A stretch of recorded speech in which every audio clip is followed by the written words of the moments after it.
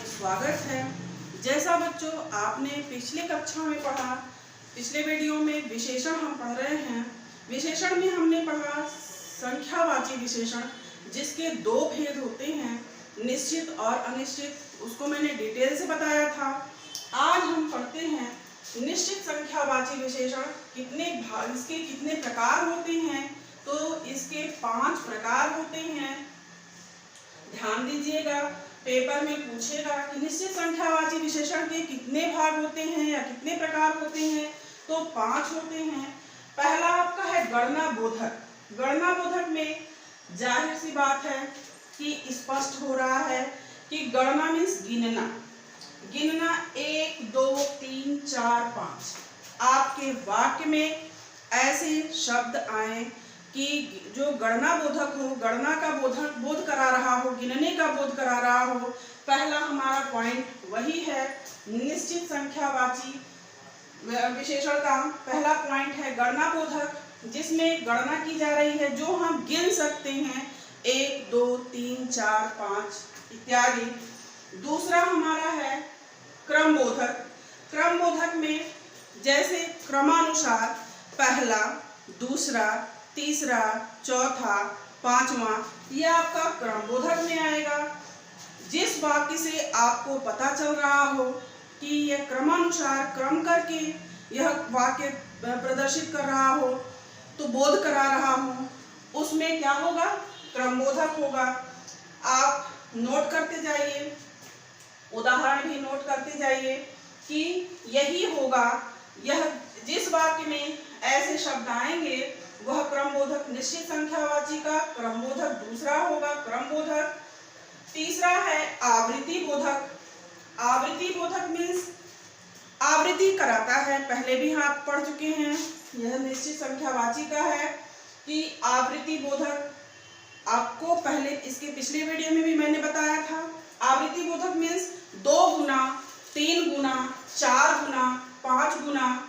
जिस वाक्य में आपके आए, समझ में आए कि 2 गुना, 3 गुना, 4 गुना, जिस आपके वाक्य में यह शब्द आए, उससे आप समझिएगा कि वह आवृत्ति का बोध करा रहा है। वह आवृत्ति बोधक निश्चित संख्यावाची विशेषण का आवृत्ति बोधक होगा। यह हमारा तीसरा पॉइंट है। हमारा चौथा क्या है? समुदाय बोधक। निश्चित संख्यावाची पिछले कक्षा में भी पढ़ चुके हैं आप लोग, इसलिए बता रहे हैं कि पेपर में पूछेगा कि निश्चित संख्यावाची विशेषण के कितने भेद हैं, तो आपके 5 भेद हैं। समुदाय बोधक में क्या देता है? दोनों, तीनों, चारों, पांचों। जहां समुदाय, जिस वाक्य में आपके समुदाय का बोध कराता हो, लोगों के एकत्रित होने का बोध कराता हो, वह आपका समुदाय बोधक होगा। किस विशेषण का? निश्चित, जो कि बार बार कहा जा रहा है कि जिससे हम गिन सकते हैं, जिस समुदाय को हम गिन सकते हैं, गणना कर सकते हैं। निश्चित है कि यहाँ पर इतने लोग ही हैं, वहीं पर निश्चित संख्यावाची विशेषण होगा। दोनों, तीनों, चारों, पांचों मैंने पिछली कक्षाओं में भी उदाहरण सहित समझाया है।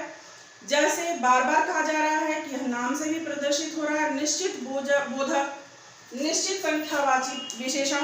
तो यहाँ पे बोध करा रहा हो, गणना का भी बोध कराएगा, क्रम का भी बोध कराएगा। मतलब हम गिन भी सकते हैं, पहला, दूसरा, तीसरा, क्रम भी कर सकते हैं, बाकायदे हम क्रमानुसार कर सकते हैं, समझ सकते हैं, वहां पे क्रम बोधक आएगा। तीसरा हमारा है आवृत्ति बोधक, जिससे 2 गुना, 3 गुना, 4 गुना आवृत्तियों का बोध कराता है कि इतने गुना, हर आवृत्ति का बोध कराएगा, वहां पर आवृत्ति बोधक आएगा। समुदाय, जहां समुदाय का बोध कराता है कि इतने, कोई भी वस्तु हो या व्यक्ति हो, सबका समुदाय का बोध कराएगा, लेकिन निश्चित संख्या उसकी होगी, वही निश्चित संख्यावाची विशेषण कहलाएगा। प्रत्येक बोधक में क्या होता है? प्रत्येक बोधक में जैसे जिस वाक्य में प्रत्येक, हर एक, 1 1, 2 2, 3 3, 4 4, जिस वाक्य में आपके ऐसे शब्द आए, यह प्रत्येक बोधक शब्द कहलाते हैं। जो कि निश्चित संख्यावाची विशेषण का 5वां भाग है।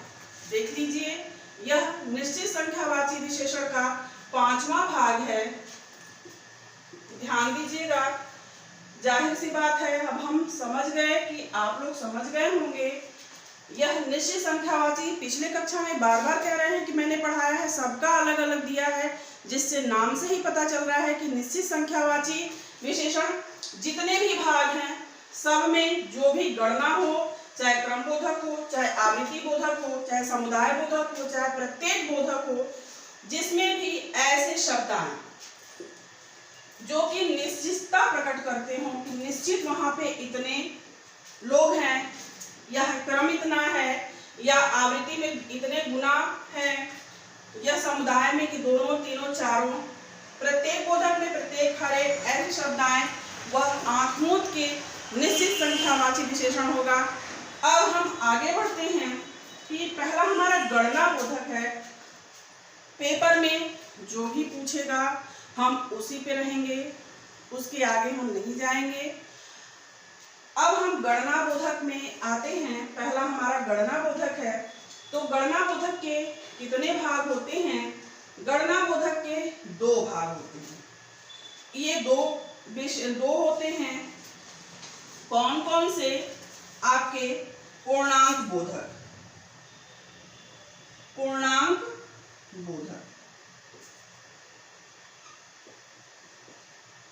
कितने भेद होते हैं? गणना बोधक के कितने भेद होते हैं? 2। संख्या अगर पूछता है तो संख्या हमारी 2 होगी। पहला होगा पूर्णांक बोधक, दूसरा होगा अपूर्णांक बोधक।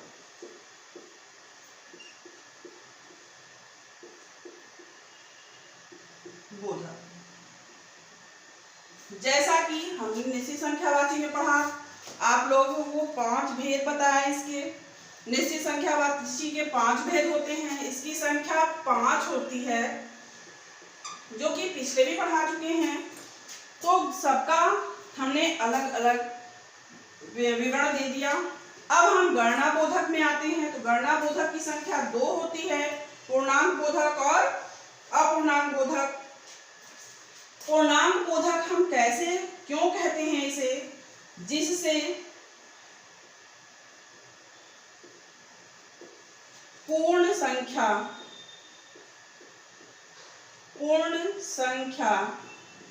का बोध होता है। बोध होता है वह क्या कहलाता है? पूर्णांक बोधक कहलाता है। गणना बोधक का 2 भाग है, 2 भेद हैं। गणना बोधक के 2 भेद हैं। पहला आपका पूर्णांक बोधक और दूसरा अपूर्णांक बोधक। पूर्णांक बोधक में क्या है? यह पूर्ण संख्या का बोध कराता है, पूरे संख्याओं का बोध कराता है, जितने भी हैं। कंफर्म है कि ये हमारा पूरा संख्या है, पूरी संख्याओं का बोध कराता है। जिसमें दिया है, नाम से ही पता चल रहा है, पूर्णांक बोधक, जो पूरी संख्या होती है। जैसे हमको पता है कि यह इतनी ही संख्या है, जैसे 5, 10, 50, 100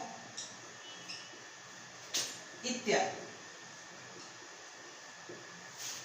हमें पूर्णांक बोधक में पूर्ण पता रहता है कि यही संख्या निश्चित है, कि यही संख्या है, वही पूर्णांक बोधक कहलाता है। उसमें कोई भी संख्या आ सकती है, यह पूर्णांक बोधक है। अब अपूर्णांक बोधक में हम आते हैं। अपूर्णांक बोधक में क्या देता है कि इससे अपूर्ण संख्या का बोध होता है।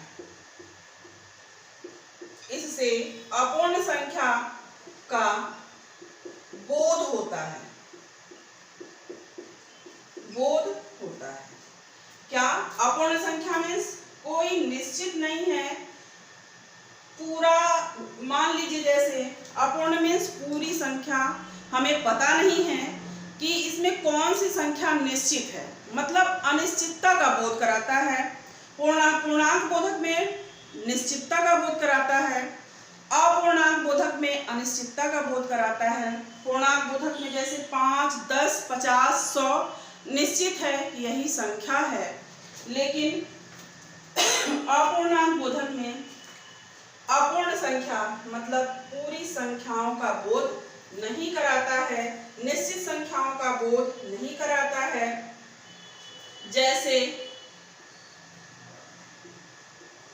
1.25, 2.5, 1/4, 1/3, आधा, 1/4 इत्यादि। आपको शब्द से ही पता चल रहा है 1.25, 2.5, 1/4, 1/3, आधा, 1/4 मतलब 5, 10, 1, 2, 3, 4 ये तो निश्चित है, लेकिन इसका कोई निश्चित नहीं है कि यह 2.5 भी हो सकता है, 1/4 भी हो सकता है, 1.25 भी हो सकता है, 1/4 भी, आधा भी, 1/3 भी। जैसे कि आते हैं उदाहरण पे, आप उदाहरण को देखिए। पूर्णांक बोधक के उदाहरण को हम देखते हैं, फिर पूर्णांक बोधक के उदाहरण को हम देखते हैं। क्या है? मेरे पास 20 रुपए हैं। मेरे पास 20 रुपए हैं। मेरे पास 20 रुपए हैं। यह पूर्ण रूप से स्पष्ट कर रहा है पूर्णांक पूरा मेरे पास 20 रुपए हैं। मतलब पूर्णांक बोधक के आपके पास सिर्फ 20 रुपए ही हैं, उसका बोध करा रहा है यह पूर्णांक बोधक। 20 रुपए ही हैं, निश्चित है कि 20 रुपए हैं। पूर्णांक बोधक। अब अपूर्णांक बोधक में आइए। मेरे पास 1.5 रुपए हैं। मेरे पास 1.5 रुपए हैं। 1.5 रुपए में क्या देता है कि 1.5 रुपए हैं, तो हम जैसे अपूर्ण संख्या यहाँ पे संख्या का बोध नहीं करा रहा है, कोई भी निश्चित संख्या नहीं दे रहा है। 1.5 रुपए बार बार कहा जा रहा है। अपूर्ण संख्या का बोध ऐसे शब्द कराते हैं 1.25, 2.5, 1/4, 1/3, आधा, 1/4। मेरे पास 1.5 रुपए हैं, यह अपूर्ण संख्या का बोध करा रहा है। ध्यान दीजिएगा कि यहाँ पे अपूर्ण संख्या का बोध करा रहा है 1.5 रुपए। मेरे पास 125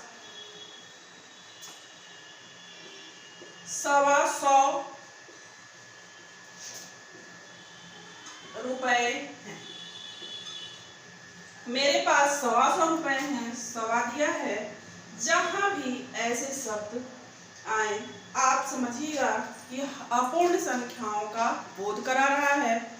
125 जैसे बार बार दे रहा है कि जिस शब्द में आपके ऐसे शब्द आए जो कि अपूर्ण संख्या, कोई यहाँ पे निश्चित संख्या नहीं दिया गया है 1, 2, 3, 4, 5, 100, 50, कोई भी संख्या निश्चित नहीं दिया गया है। क्या दिया गया है? बार बार ध्यान दीजिएगा कि जहां पर ऐसे शब्द आए 1.25, 2.5, 1/4, आधा, 1/4, जहां पे भी ऐसे शब्द आए आप समझिएगा कि वह अपूर्ण संख्या का बोध करा रहा है। कौन सा होगा? गणना बोधक का यह दूसरा भेद है। अपूर्ण संख्या, अपूर्ण बोधक संख्या। पहला क्या है? पूर्ण बोधक संख्या। बार बार कहा जा रहा है पूर्ण बोधक संख्या में पूरे आपके जितने भी निश्चितता का बोध कराता है और अपूर्ण में अनिश्चितता का बोध कराता है। दोनों के शब्द भी आपके सामने स्पष्ट हैं।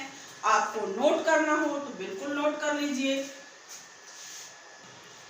आज हम संख्यावाची विशेषण हमने समाप्त किया, जो कि बिल्कुल डिटेल में मैंने आपको समझाया कि संख्यावाची विशेषण के अंतर्गत कितने उसके भेद होते हैं उस निश्चित अनिश्चित जो दो संख्यावाची होते हैं, निश्चित और अनिश्चित, उसमें भी निश्चित संख्यावाची के कितने भेद होते हैं।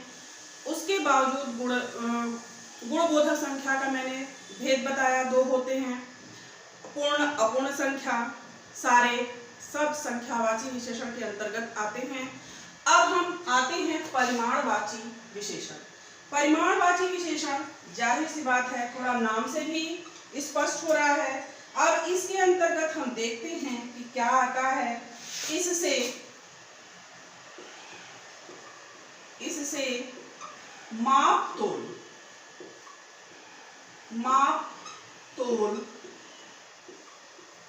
इससे माप तोल वाली संज्ञाओं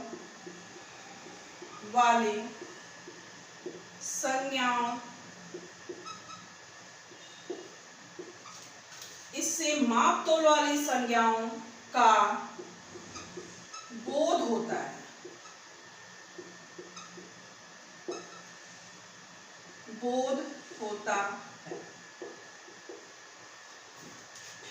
आपके नाम से ही स्पष्ट हुआ कि परिमाणवाची संख्या विशेषण किसे कहते हैं। इससे माप तोल मीन्स नापने तौलने का काम जो होता है वह परिमाणवाची विशेषण के अंतर्गत आता है। माप तोल वाली संज्ञाओं का बोध होता है। इससे माप तोल वाली संज्ञाओं का बोध होता है। इसके साथ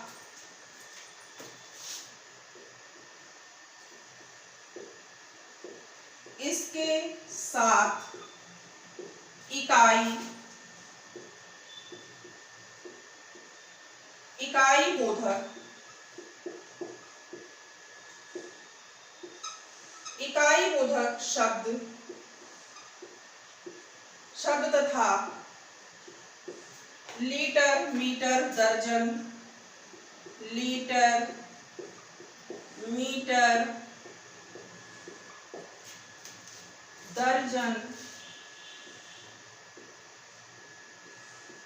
गज, बीघा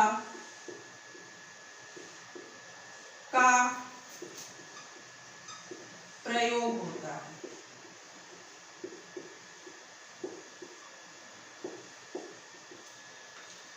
परिमाणवाची विशेषण किसे कहते हैं। इसमें मापतोल वाली संज्ञाओं के परिमाण का बोध होता है, मतलब कितने क्वांटिटी में है उसका बोध कराता है परिमाणवाचक विशेषण। इसके साथ इकाई बोधक शब्द या लीटर, मीटर, दर्जन, गज, बीघा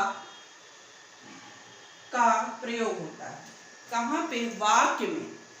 जब किसी वाक्य में आपके ऐसे शब्द आए जैसे दर्जन, केला 12 रुपए दर्जन है, वहां पर आपके परिमाणवाची विशेषण होंगे गज, बीघा, लीटर, मीटर, नाप तोल वाले जितने भी तोलने का काम करते हैं। आप देखिए, लीटर नापने का, मीटर, गज, दर्जन क्वांटिटी बताते हैं कि इतना दर्जन में, एक दर्जन में 12 होते हैं। यह सब जहाँ पे जिस वाक्य से आपको जो भी वाक्य इन सब शब्दों का बोध कराता है वहां पर परिमाणवाचक विशेषण होगा। उदाहरण देख लीजिए। उदाहरण 5 बीघा जमीन।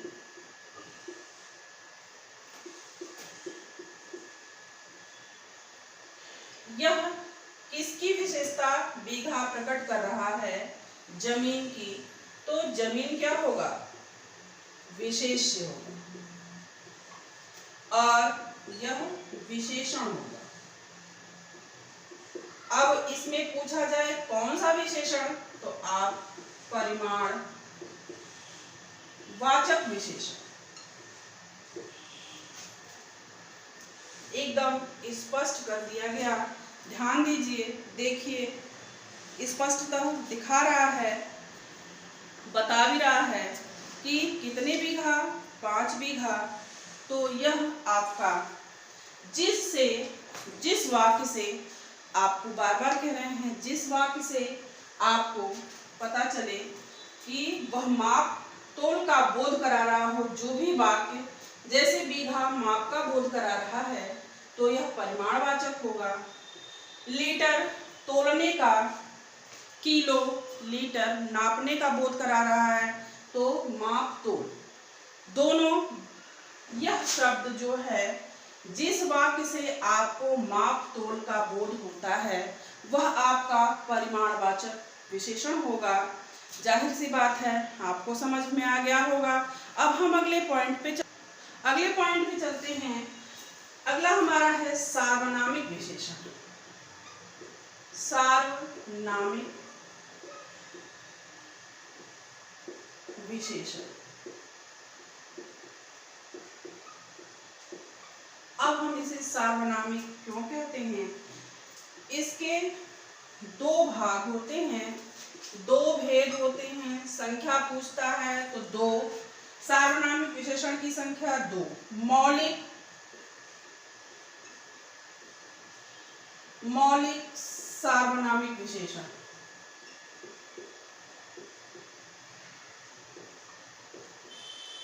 मौलिक सार्वनामिक विशेषण। दूसरा हमारा है यौगिक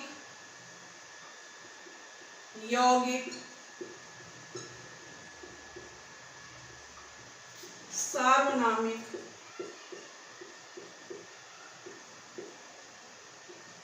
विशेषण। यौगिक सार्वनामिक विशेषण। सार्वनामिक विशेषण की सार्वनामिक विशेषण दो प्रकार के होते हैं। इसके दो भेद होते हैं। पहला है मौलिक सार्वनामिक विशेषण, दूसरा यौगिक सार्वनामिक विशेषण। अब हम इसकी संख्या पूछता है सार्वनामिक विशेषण की, तो दो। कौन कौन से आपके सामने हैं? मौलिक और यौगिक। इसमें यह कैसे हम पहचानेंगे? मौलिक में यह, वह, ये, वे प्लस संज्ञा।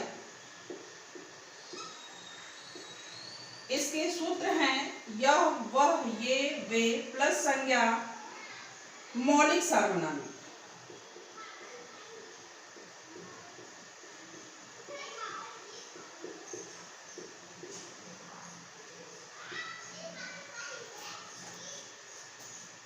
यह, वह, ये, वे प्लस उसके साथ संज्ञा, यह आपका मौलिक सार्वनामिक विशेषण का सूत्र है। अब यौगिक का ऐसा, वैसा, यही, वही प्लस संज्ञा, यह यौगिक सार्वनामिक विशेषण का सूत्र है। पहला है मौलिक सार्वनामिक विशेषण, यह, वह, ये, वे प्लस संज्ञा। तो यह, वह, वही, यहाँ पे इसका उदाहरण देखिए। वही लड़की कल मुझसे मिली।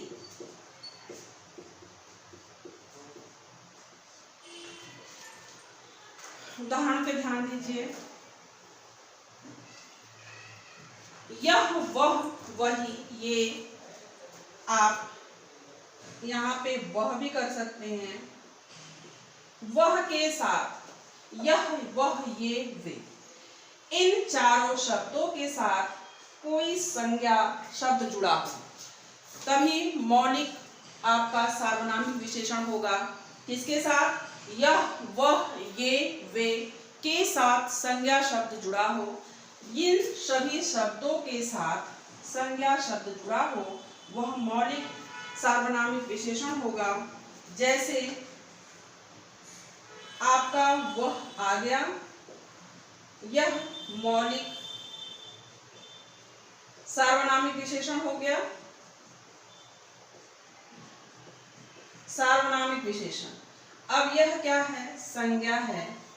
संज्ञा है तो संज्ञा शब्द ही विशेष्य आपके होते हैं। संज्ञा शब्द ही आपके विशेष्य माने जाते हैं। विशेषण में जब भी पूछा जाएगा तो विशेष्य क्या होगा? आपका संज्ञा शब्द ही विशेष्य कहलाता है, तो लड़की आपकी संज्ञा हो गई और इसी का यही आपका विशेष्य हो गया। इसमें पूछेगा विशेष्य तो यह विशेष्य हो गया और यह मौलिक सार्वनामिक विशेषण हो गया। आपके सूत्र के साथ देख लीजिए। अब इसमें देखिए, ऐसा लड़का, ऐसा लड़का मैंने अभी तक नहीं देखा। अभी तक नहीं देखा। आपका शब्द आ गया।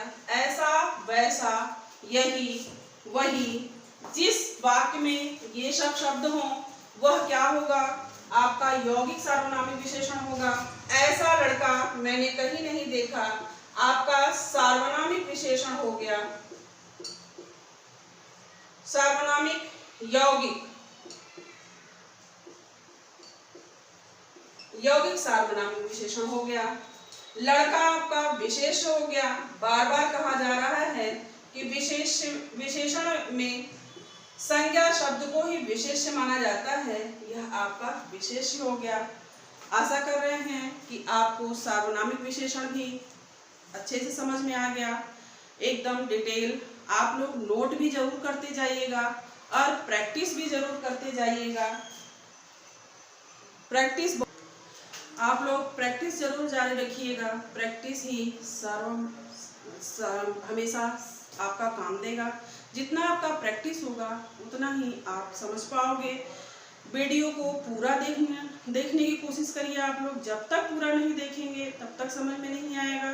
पूरा देखिए, पीछे से भी देखिए, पीछे की वीडियो, क्योंकि पूरा एक ही वीडियो में तो पढ़ाया नहीं गया।